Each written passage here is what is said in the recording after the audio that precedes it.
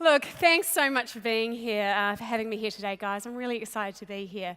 I love this time of year. If not for the daylight saving and the sunshine that we're supposed to have, but for annual conference season. I really love annual conference season. In my business, we always do a conference around this time too. And I find it's a fantastic opportunity to stop and reflect and think really differently about your business or your organization and where you're going to in the future. So I'm really excited to be part of yours, so thank you for having me. And plus, if it all goes well, I'm hoping that I can get a big discount on my next Palmer at my local club. So I can't really see you, but North Bondi RSL, are we here? All right, we'll talk about that later. But yeah, let's get to know each other a bit. I understand we've got clubs here from all across the state, is that correct? Yeah, okay. So who are all our city or metro type people? City and metro people? Okay, sprinkled. And who are all my regional club leaders? Okay. Now, coming back to where you were born though, who was born in the city or metro area? Okay. And what about those people born in the country to farming life? Me too. And who spent a lot of time in gumboots growing up? Have I got any gummies? All right. Well, I always think, I don't know if you agree, but I always believe a lot about where you come from determines where you get to in life today, and it also determines who you are as a person. So I don't know if you agree with that, but I kind of never really want to forget where I came from.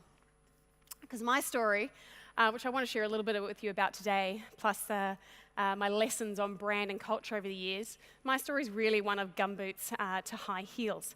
Because at the end of the day, I'm just a Kiwi farm girl. Yes, New Zealander, we can save the sheep jokes for later. We've got all lunch to hear those. But yeah, that's me in my little yellow gumboots there. That was Pinky. He was my favourite lamb. It was a bad day when I figured out that Pinky was actually my chop. Dad thought that was the way to teach that lesson. But yeah, so I started out as a Kiwi farm girl, and my dad was a farm labourer, and so we moved around quite a bit. And farm life, teaches you values, and it's sort of those values I still carry with me today. One like if I was in bed plus 5:30 a.m., still to this day, which I think is a bit ridiculous at 43, I go home and Dad rips off my sheets at 5:30 and says, "Look, kid, you've missed the best part of the day." Which I think is completely unreasonable, but that's you can't break Dad.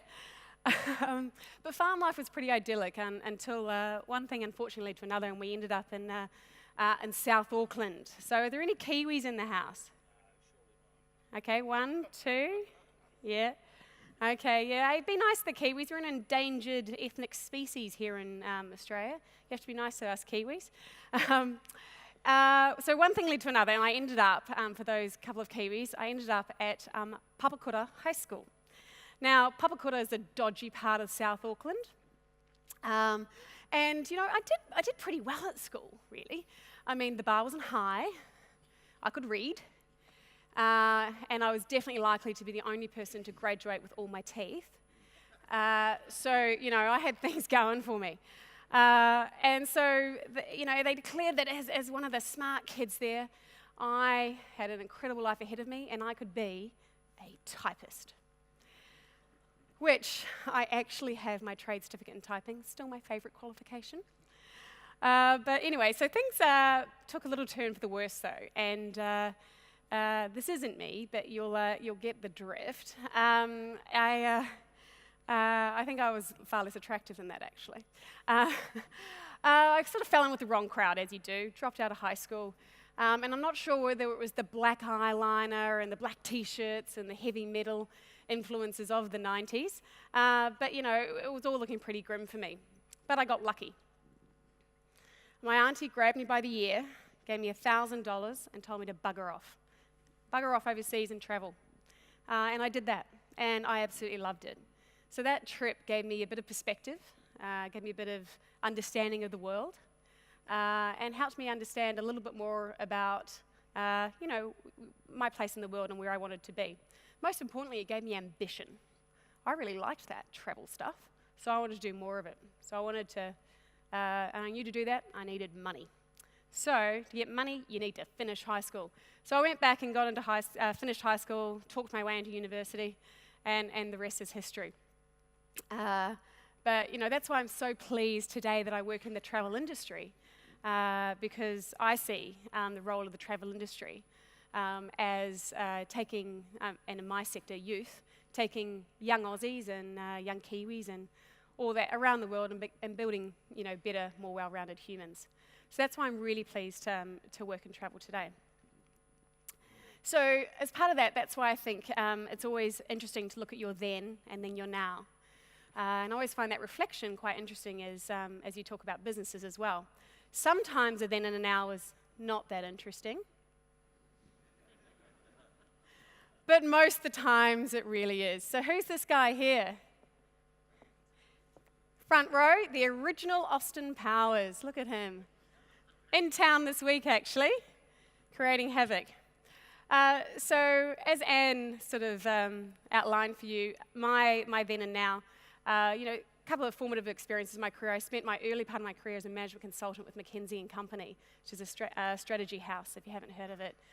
That's where I learned how to get by in 3 hours sleep a night and how to boil the ocean, and that became incredibly useful when I became a mother, the sleeping, not sleeping part. And but a large part of my career I spent sort of about 7-8 years at the Virgin Group.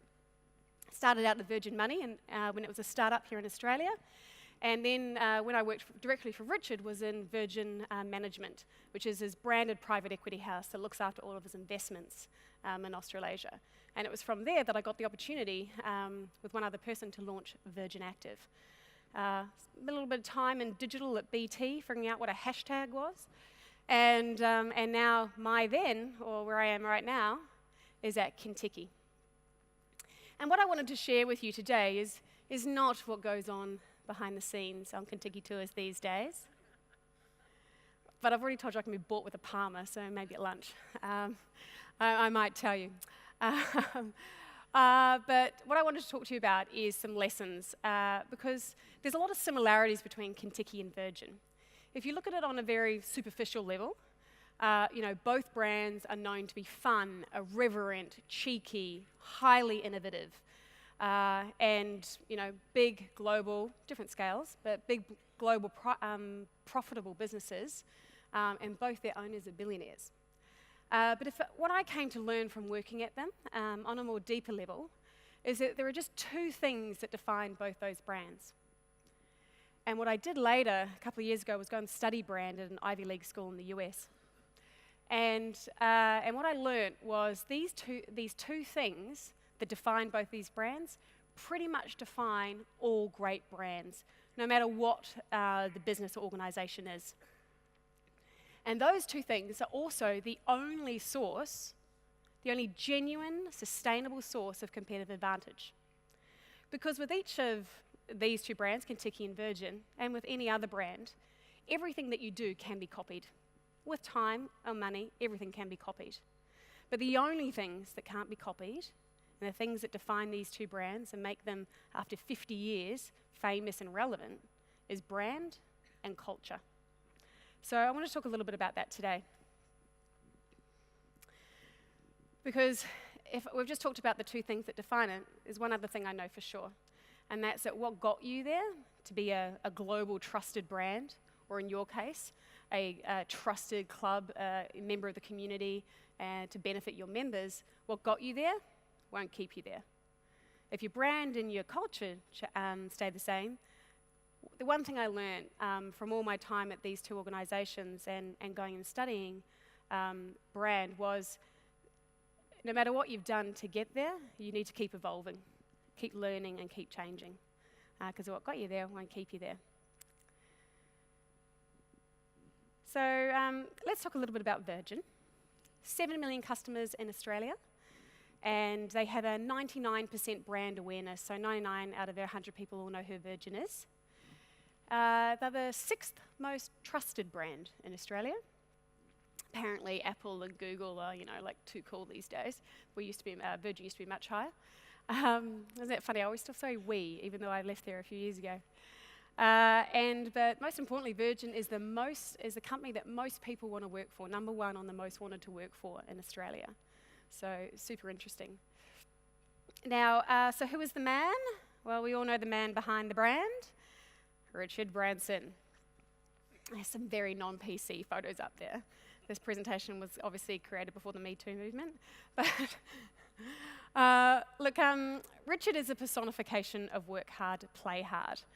And I met the man at a very eventful evening at Bondi Icebergs, near another one of my local clubs, wink wink, in summer of 2005.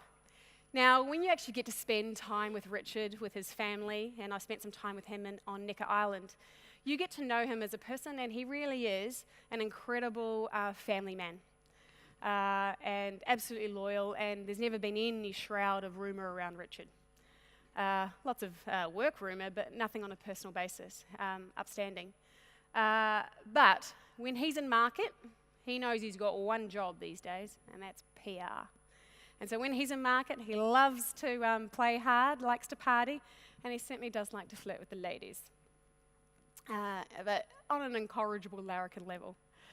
So I met Richard on this evening, and I just started 2 months before at Virgin Money, and we were doing all the launch of our new products, and the next day we were going to launch Virgin Superannuation. And so that was the context of the party. And I was there, bear in mind this was like 13, 14 years ago, pre-kids. And I was there in my tight white pants and gold sparkly top. So Richard, as he works the room, he comes round and he was working the room. I was standing with all the investment bankers. So I married one, but they're not terribly socially adept, you know what I mean? So I'm standing there with all the investment bankers, and Richard swings on over, throws his arm around me and says, "Hello, and who do we have here?" And I think he was referring to me, but I was like, "Ooh, meeting a billionaire." So I was like, went into entertain mode. "Well, yes, of course, this is so-and-so, and this is so-and-so, and this is so-and-so," and introduced everyone to him. And he's like, and I'm like, "Oh, and I'm Katrina, I work at Virgin Money." So that was, really smooth, so smooth, meeting a billionaire. Anyway, but he just sort of hung out there, was just leaving his arm, there. And at the time, all the investment bankers, as I said, not very socially adept, everyone's just silent. And everyone's like,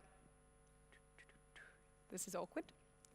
And so Richard goes, "Oh, this is awkward. It's almost like we're married." And bear in mind, at this point in time, I'd had 2 champagnes. And after 2 champagnes, I think I am hilarious. So I said, "Oh, you keep talking about this, Richard. You keep saying we're married, but I've never had the proposal. And I never saw the ring." Anyway, there was a lot of press there, because at the time, Virgin Blue, as it was called back then, was having a bit of a fisticuff with one of its other major shareholders, between Virgin and the shareholder. So there was a lot of press there. So Evan, the man, to grab a opportunity, gets down on his knee and proposes, complete with me in my cheap champagne, on the other hand going, "Oh, no, unless it's a pink diamond, I'm not interested." High standards early on. So that was how I met Richard, and we used to joke about that. Later, I became one of his, trusted advisors here in this market. And I said, "Oh, you just thought I was a floozy on that night, didn't you?" Anyway, so the night, we had the party, and the night ended up at 2 a.m. in a bar in the Cross, Hugo's. I'm not even sure if it exists anymore, but I'm sure some of you will remember that, Hugo's. Anyway, so we're there at 2 a.m. I've had 5 champagnes, so I'm not really funny at this point. But we're there, and as I said, the next day we're launching Virgin Superannuation. At 9 a.m. we have press. We have every TV station coming in to do interviews. So we're at the table, and Richard leans across to the Virgin Money CEO and goes, "So what's this thing we're launching tomorrow?" Virgin Money CEO looks at me, daggers, because I was in charge of the project, and of course I had, total nerd that I am, sent all the preparation documents, the PowerPoint, the media briefing document, the summary of the business case, etc., to Richard's assistant. But at this point, clearly he hadn't read them.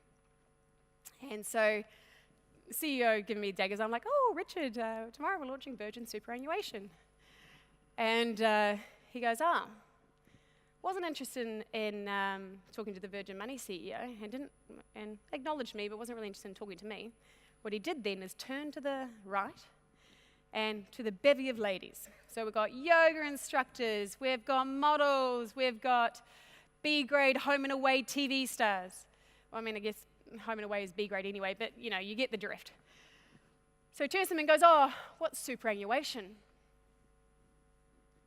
Blank face. This is not going well.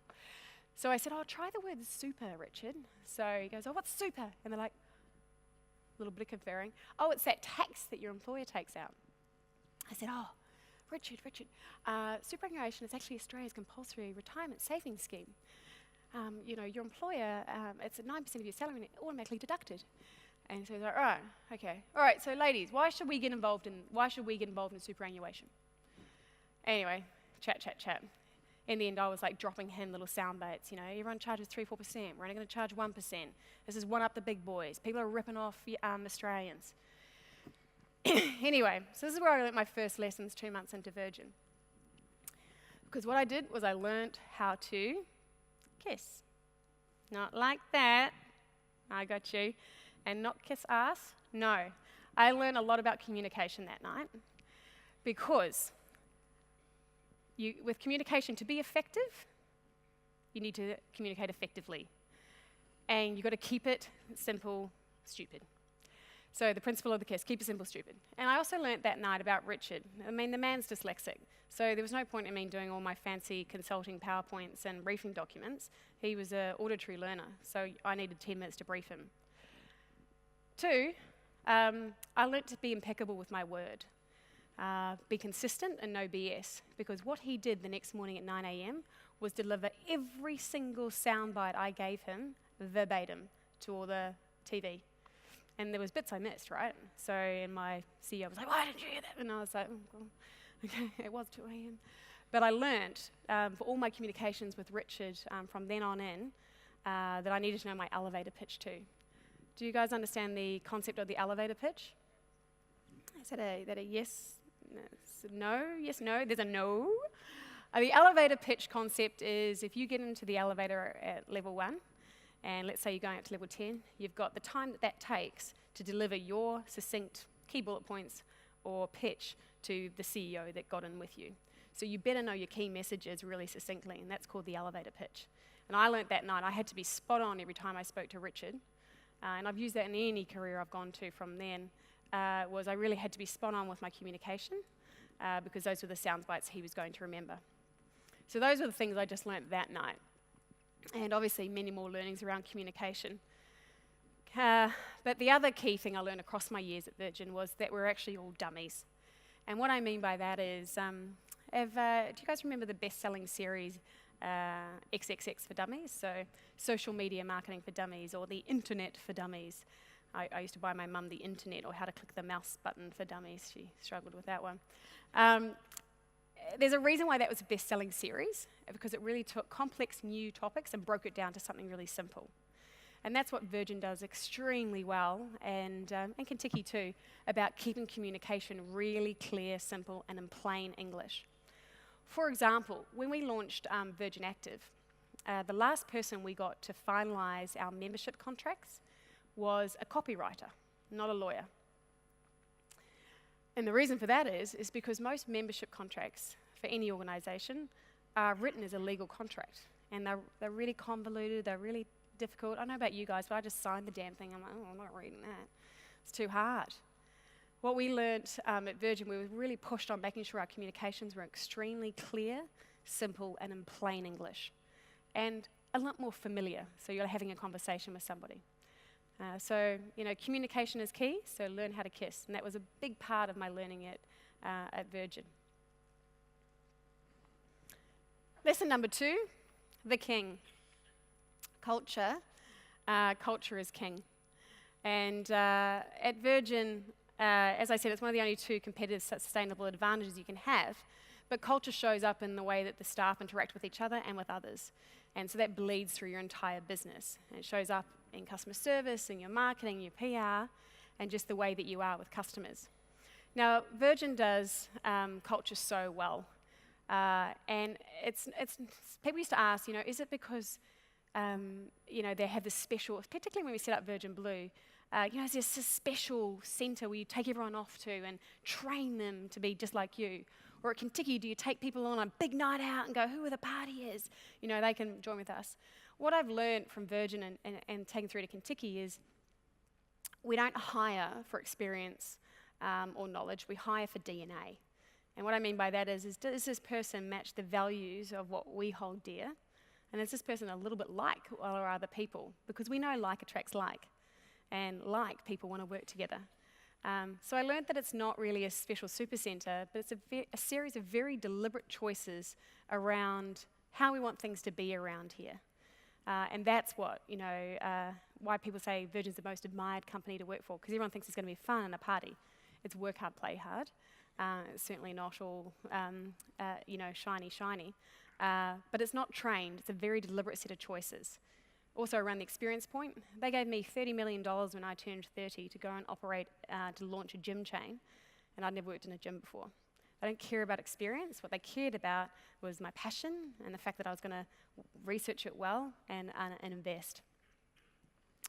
Now, if culture just doesn't show up in way your staff think or staff operate, the best definition, academic definition for culture is the way we do things around here. Now, let's have a little bit of honesty in the house. Who likes reality television? Okay, you're not my audience, are you? Millennials love a bit of reality television, and to keep in touch with my customer these days, I like reality too, for no other reason.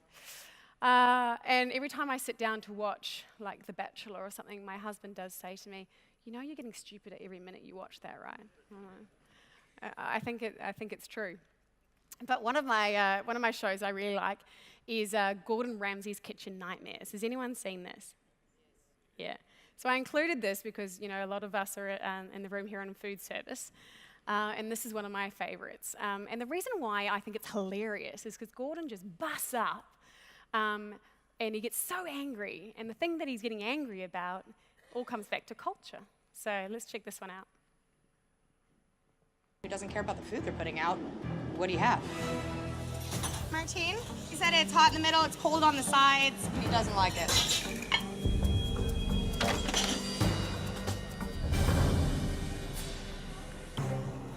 Thank you. Oh shit. How long's that been under the grill? Because it looks like it's been overcooked. It's piping hot. Is he microwaving that? I don't know. Gil? Yes. When normally something's that piping hot like that, it always tells you that it's been microwaved. Can you just check with the chef? Okay, I'll check. Listen, thank you. Okay, Martine. The quiche's warmed in the oven. Yeah. Hasn't seen the microwave. No. No. Okay.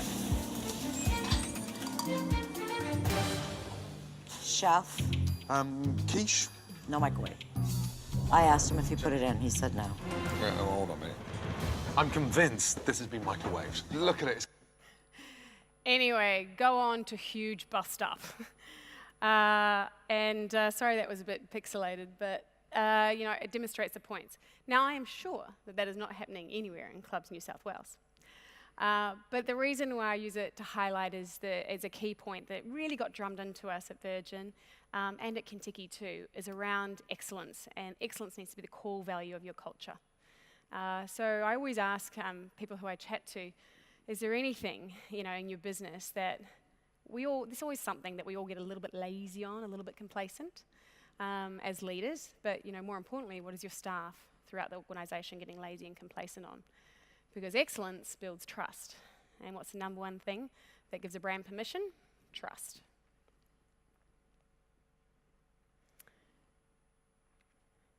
So the next lesson is really around purpose. Because people don't buy what you do, people buy why you do it. Now at Kentucky, we focus on why a lot. And at Virgin, it is the number one defining thing that they talk about. Why does Virgin do it? Virgin's why is all about championing the underdog, getting one better for the average consumer, and giving up to the big boys. That's what Virgin's all about. That's why they exist. And that why is what gives them permission to go into trains and planes and makeup and Virgin Water and Virgin Phones and Virgin Gyms. because they have very clear why. It's not about what they do, it's about why they do it. And at Kentucky, we focus on this a lot as well. And the reason being, millennials, or soon to be, my current, but soon to be everyone in the world's largest consumer group, they care more about why than they do what.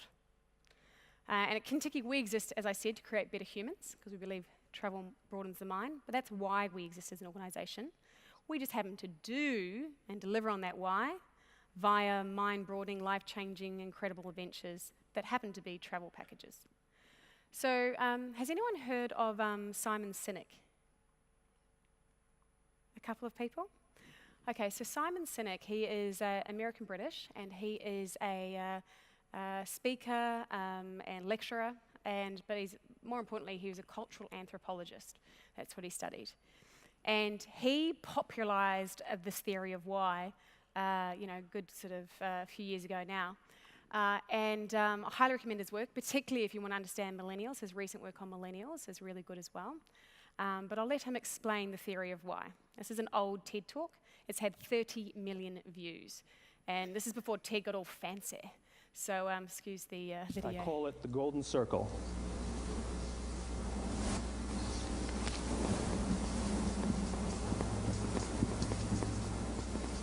Why, how, what? This little idea explains why some organizations and some leaders are able to inspire where others aren't. Let me define the terms really quickly. Every single person, every single organization on the planet knows what they do, 100%. Some know how they do it, whether you call it your differentiating value proposition or your proprietary process or your USP. But very, very few people or organizations know why they do what they do. And by why, I don't mean to make a profit. That's a result. It's always a result. By why, I mean what's your purpose? What's your cause? What's your belief? Why does your organization exist? Why do you get out of bed in the morning? And why should anyone care?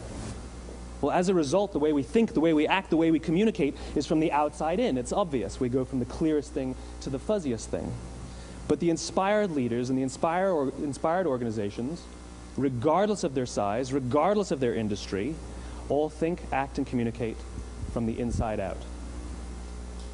Let me give you an example. I use Apple because they're easy to understand and everybody gets it. If Apple were like everyone else, a marketing... So you guys don't like Simon? Not sure what happened there, but it doesn't matter. You can just cue it up to the next thing. Basically, he goes on to describe how with organizations, what most people do is communicate from the outside in. Okay, so they say, hi, we make incredible computers.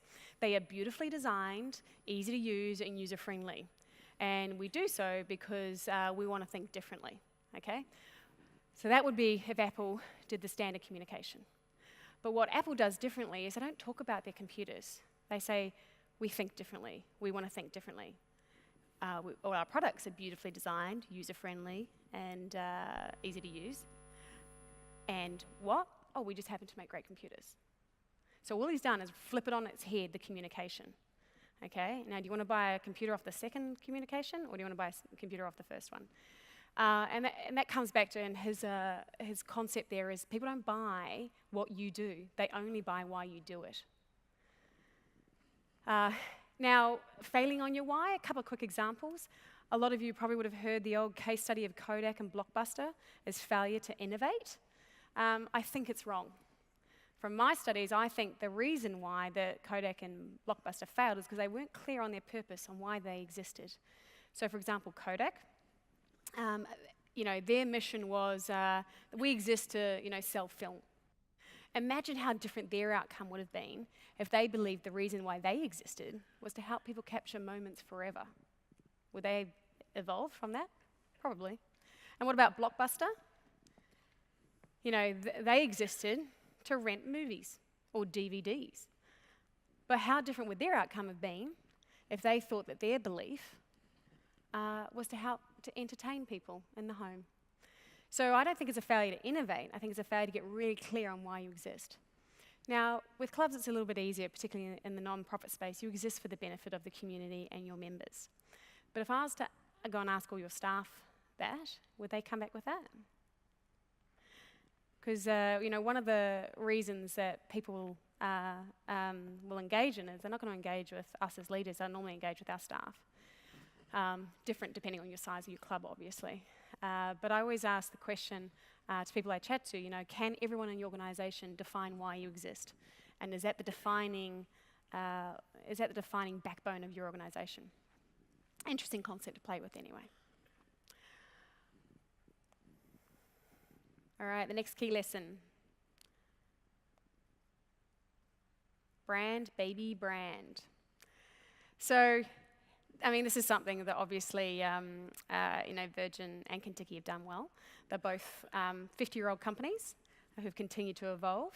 And obviously, many clubs are far older than that. And as I say, brand, from my research, is only one of the only two genuine sustainable competitive advantages you can have. Now, there's two types of marketing. If you, read a marketing textbook, there's brand marketing, and then there's product and service marketing. Starting here, product and service marketing sell or advertise what you do, how you do it, why it's so great, what is the thing that you're selling or the thing that you're offering. Brand marketing purely invests in promoting your brand and its values and why it exists to your market. But it doesn't actually tell you about your product. At Kentucky, we do a lot of brand marketing. The reason being, as I said before, millennials don't really care about what we do. They want to buy into the brand and the experience. And they want to know that they're going on something that's cool and it's relevant and it's trusted. So one thing at Virgin that I learned, and this is why we do it at Kentucky, is they invest hugely in brand marketing. Now, in most organisations, probably slightly different for your worlds, but most organisations, as soon as markets get a bit tight, they stop all brand marketing and they just do product and service marketing. Why is that? Because the bean counters and the chairmen of the board, really hard to see return on investment or the sales resulting from that brand marketing. But what I learned at Virgin is they double down.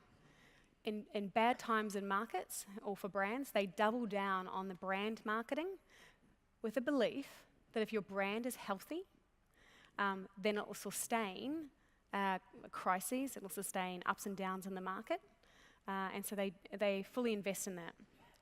The other thing that they really invest in is the flip side of that, managing the key risk to brand, which is reputational risk. So one thing that both Kentucky and Virgin do extremely well is crisis management. And it's probably because of transportation, there's a lot of life risk. So whether it's a train crash, a plane crash, or for me these days, a bus turnover or a customer going wild somewhere in Asia, there's always a lot of risk. And what both companies do really well is be very prepared for that. So with crisis manuals, a lot of training, a lot of simulations, so they know exactly who's going to say what and when to make sure our customers are looked after and their families. But also, there's always some media ready for a beat up. So how is it that who's going to say what, when and how, and at what point in time across which communication channel? So both brands are extremely buttoned down on that. And that is a huge investment. So those are a couple of takeaways that I took. But that's best described. I'll show you this brand video.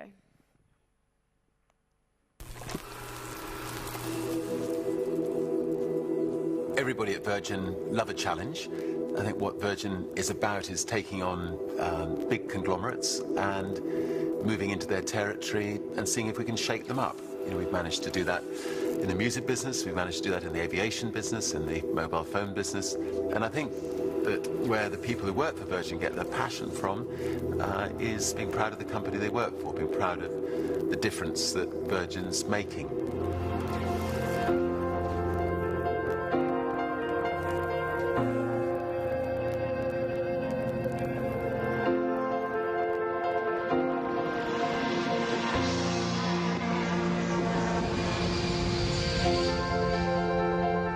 Concentrating on the area in front of my feet, aren't you? It's where I feel comfortable.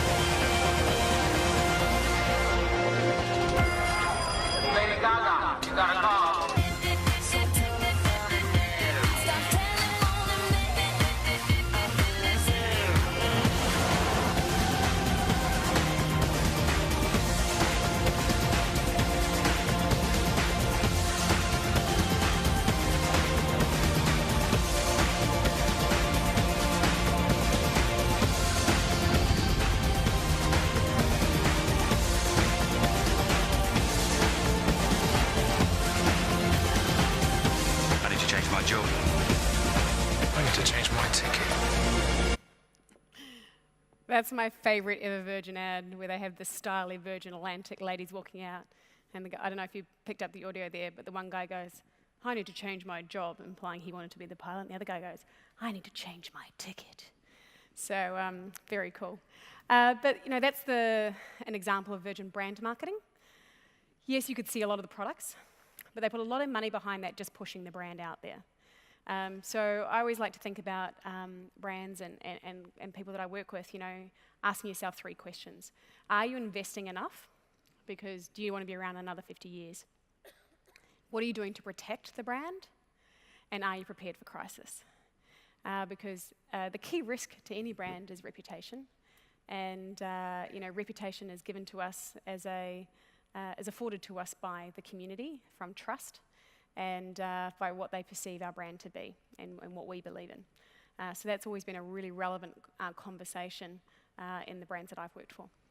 And I really learned a lot of that from Richard. Richard is famously said, he says it in a lot of his TV interviews, if he had, you know, he had to whittle back his staff to just a couple of people, there'd always be a brand person in there. Brand and PR. So there's the questions. All right, next lesson. Famous Richard quote, doesn't matter what job you're in, we're all in customer service. Who agrees? Absolutely. And from those years, I've really focused on the customer at the heart of everything that we do, and that phrase, as I've moved on. Now, every time Richard would come down to Australia, once a year normally, we'd always line up a lot of VIPs and for him to meet. Never interested. We'd have it there as a backup, but he always wanted to meet the customers and frontline staff. He wasn't interested in meeting all the VIPs. I mean, it helps that the customers are typically better looking than the bankers, clearly. But, you know, he was always interested in just meeting the people who we wanted to connect with, which was the real people, in his words. The other thing that works really well at Virgin is tackling the complaint iceberg. Has anyone heard of the concept of complaint iceberg before? Okay, well, you guys know the iceberg, right? Okay, so 10% of it, on average, is seen above the waterline, and 90% under Titanic. So the complaint iceberg is a theory that of the 10 people who experience poor customer service or a rubbish experience, of the 10 people who experience that, only one person is going to bother to complain, because fundamentally, we're all lazy human beings who are busy, right? So one of the things that Virgin does extremely well is manage that complaint iceberg. So the theory being, if you can really understand your top 3 complaints, they'll be endemic throughout your entire business. And what they did is do a really hard work on addressing complaints and then communicating back to customers or members what they've done about those complaints. And I always reflect on this, particularly at the moment. I sit on an insurance board, and so I'm watching the Royal Commission as my latest reality television. And I think about that, and I go, you know, how different would the outcome of this been if at Ralph Norris's table, you know, the complaints were coming there right then and then. They were going, okay, what are we doing about these three? But I can tell you, they were like, having worked in a bank, complaints are right down the bottom. So interesting. Are you managing your complaints iceberg? Go undercover. As Anne said, it's one of my favourite things to do, mainly because I get to pretend to be 15 years younger.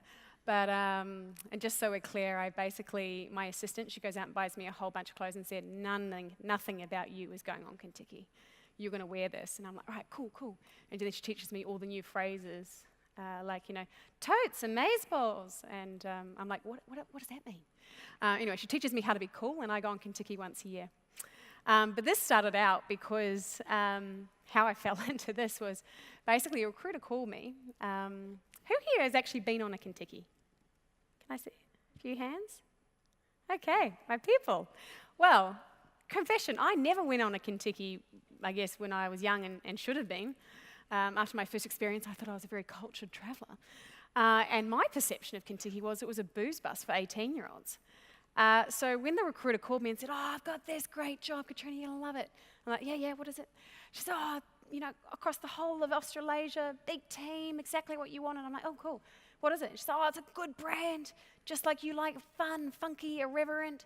I'm like, okay, who is it? She said, oh, Kentucky. And I went, oh, thanks so much, bye. Oh, line's cutting out, bye. Anyway, she eventually got me to meet with the chairman, and he said, look, if you don't, we think what Kentucky is today is very different to what it was 20, 30 years ago. He says, you're probably right, it was a bit of a booze bus, but today, millennials want authentic, local, cultural experiences. And I was just telling Anne and some people down the front, it used to be, my boss says, we're driving to Paris, we give them chicken and chips at the local campground, do a bit of a whip around and go to an Irish bar, and they were happy. Now, you know, it's escargot, snails and champagne and bouillabaisse, followed by macaroons, and then, you know, getting lost in the Marais, and then dinner at a local person's house. You know, it's a very different proposition. I mean, young people are young people, they're still going to have a beer, and they're still going to have a party. But young people will do that wherever they go. Anyway, so they eventually said, look, why don't you go on a Kentucky tour and see if it matches your values.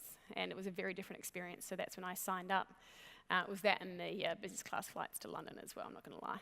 So anyway, so I go undercover every year, but the reason why I do this and mandate my team to do it is because what I've learned, particularly from my early career when I was in a new industry, when I was consulting every 3 months, was that most companies have absolutely no idea really about what their customer wants and needs. Everyone says they are customer-centric, or, you know, we have the customer at the heart of everything we do. And it's a little bit of BS, because what I found, nobody wants to go to work and make it hard for customers, but we get so far away from the front line that you get disconnected with the levels of decisions and processes and systems that go in place, that people just don't realise what the impact for customers is at the end of the day. So unless you're going undercover and you're getting in the front line and really seeing what's going on, how can you really know your customer? So that's my little undercover. The last thing is always get insight. We at Kentucky hugely invest, because we have to, because our customer, they're very flighty Generation Y and Z. They're changing every 2 minutes. So we invest hugely in getting insight. And one thing I've seen is most companies, even when I turned up Kentucky, I said, oh, where's your last market research? And they went, oh, yeah, we've got that. It's in a file somewhere. I was like, when was it done? 4 years ago. I was like, that's an entirely different generation now. So most companies think that they know the customer, and they don't bother with qualitative and quantitative research. I've found it so powerful. Our latest research came out about 3 months ago, and I thought, I just put out one piece for it for you guys, which I thought might be interesting. So get this. Millennials, Gen Y and Gen Z, the most antisocial generation ever, because they're on the phones all the time. The antisocial generation, who spends all their time on social, has now decided that they're sick of that, and they want social connection. Amazing. So apparently there's going to be a complete shift over the next year or so whereby probably more driven by Generation Z. So that's people who are below 21 at the moment. 74% of them are striving for more personal connection. Go figure, the antisocial generation is going to become social. Who knows what they could do for clubs? All right, last lesson. Let's get that. Last lesson is all about design. So it's really about how you challenge and innovate your products, your services, your offering.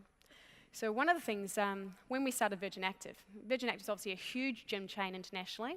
We've only got about 5 clubs here in Australia and about 5 in Asia, which is what we set up, but it's huge in Iberia, South Africa, and England. So what we did is we got the best of those, and then we spent about 7 months researching the market.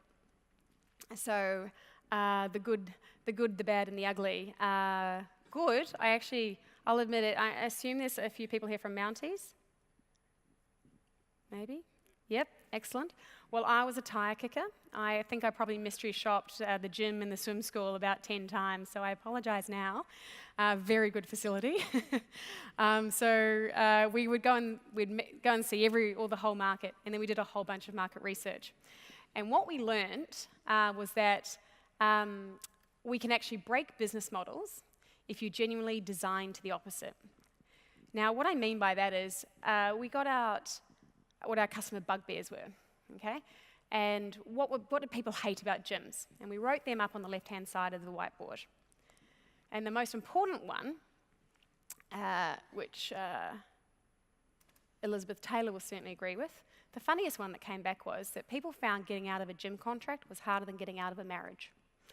Go figure. So what we did is we put that on the left-hand side and we said, okay, well 12-month contracts, everyone hates them. What would we do? Well, the opposite to that is no contracts. Or they're like, we really hate the fact that you have to meet Sally at 3 p.m. every second Wednesday to cancel. Can't I just send an email?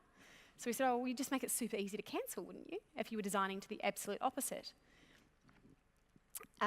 So we did that. And our advisors, obviously Virgin Active was huge overseas, they said, oh, it can't be done. You'll screw your revenue. You won't have any underlying cash flow coming through because you need the contract to keep people paying, because if left to their own devices, people leave a gym after 2 months. We went, well, isn't that the wrong way to think about it then? Shouldn't we be thinking about it that we want them to come? So we went with 2-week contracts that you could cancel within 3 days by an email or a phone call to any member of staff, not Sally on every second Wednesday. But what we had to do was make some significant changes to the design of the product, particularly around member experience and customer interaction. So we actually called members to encourage them to come to the gym. So unlike most gyms, we actually wanted people to come to the facility, because then if you're coming, you see value and you continue to stay. So that was designing the opposite. Another one that we did, which I thought might be relevant for clubs, was what we found out was that most members of a gym didn't actually like each other that much. So there was this sweaty beefhead who was, pushing weights and sweating.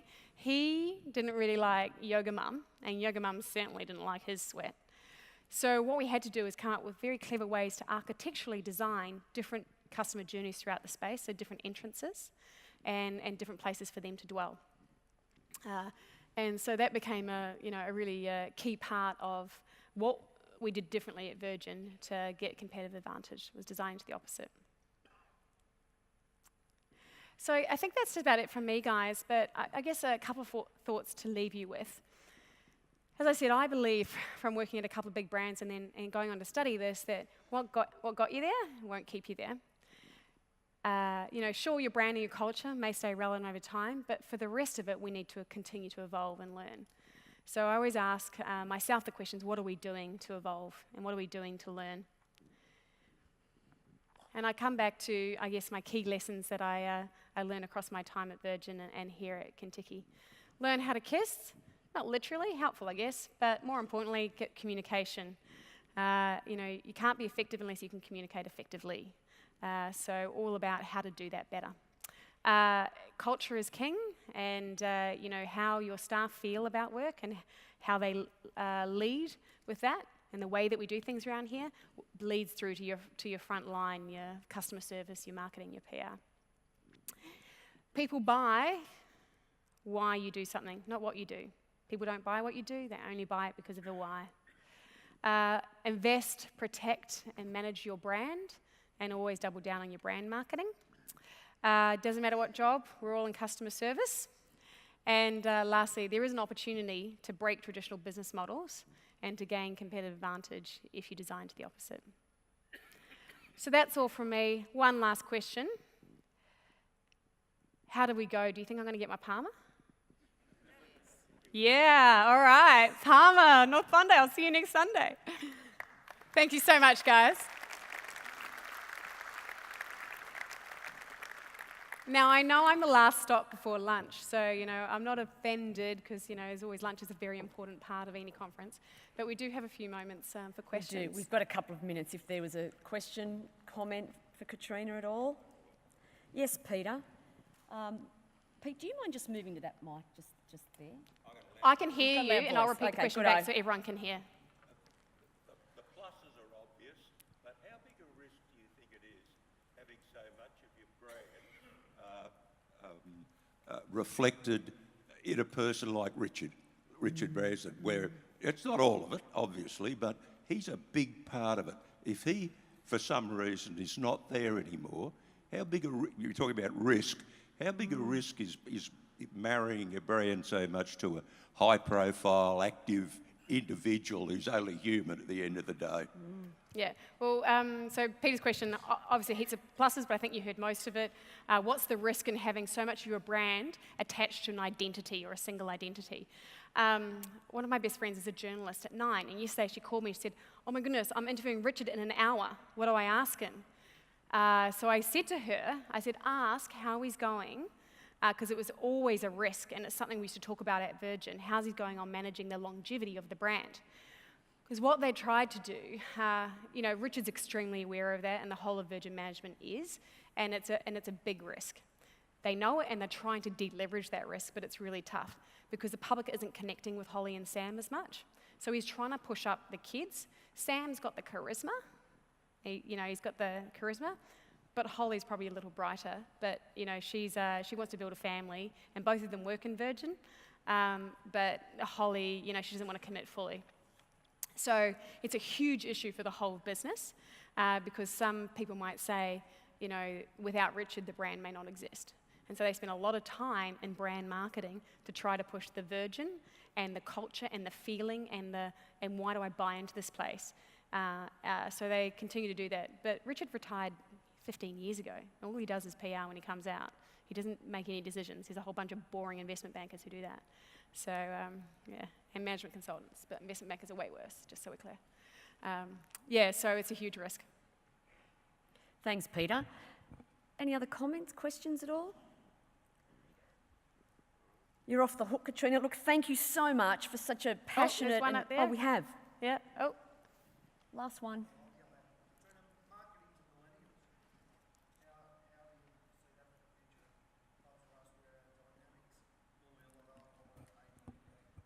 Marketing to millennials, yes. And how do I see that for clubs when you have a broader age demographic? Well, I guess we'd need to have a big conversation about that. So I'm going to make some huge assumptions here in terms of your membership. I'm assuming your visitorship has, there'd be the standard age distribution, which would be, from young through to old, but it's probably a bit more skewed on the old. Is that right? Correct? So, a lot of your revenue or your membership fees are probably coming from the older demographic. And I know, I don't know, I'm imagining, so I don't know anything, I'm just, don't listen to me, I don't know anything, but I'm assuming, there's a real struggle to try to engage the millennials to come to the club because we all know that they're going to be your future revenue. So how do you market to millennials and how do you continue to engage them? Well, step one, you need to know about them and who they are and what they want and what they don't want. And most organisations, when I go to conferences and talk about how to market to young people, what I find the people I talk to is they haven't actually gone and researched this. They've made a lot of assumptions about what will attract them, what will bring them in. Oh, it's cheap beers and cheap bowls on Sunday, and that's away from our bowling time, so that's great. I'm not sure that people are investing enough in finding out what they want. and there's going to be a huge shift. Generation Y is extremely different to Generation Z. If possible, they're very special snowflakes, and they're getting specialer. But the millennials, or Generation Y, they're the next biggest, I am assuming, revenue stream or membership base for clubs. And what I find is, can you actually spend some more time on marketing to them? The next thing is, what do they want? And then 2 is how to talk to them. They don't, so many companies are still trying to invest in old school marketing. The most effective channel to sell Kentucky is Instagram. It kills Facebook. Facebook is, as my mum's the biggest user of Facebook that I know, and she's 69. But Instagram is how we sell Kentuckies. So are you communicating via Instagram? Thank you. Great question, great answer. Now, is that it? Everybody, please join me in thanking very, very much Katrina thank you. Barry. Thank you very much.